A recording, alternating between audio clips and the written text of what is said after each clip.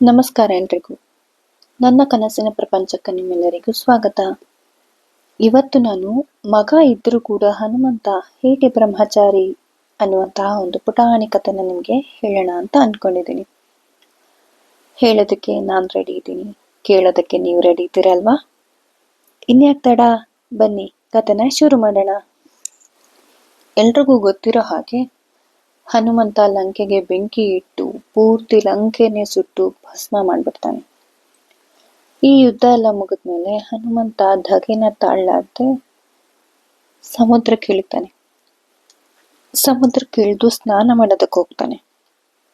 ಹನುಮಂತನ ಬೆವರಿನ ಹನಿಗಳು ದೈತ್ಯವಾದ ಒಂದು ಮೀನಿನ ಬಾಯಿಗೆ ಸೇರತ್ತೆ.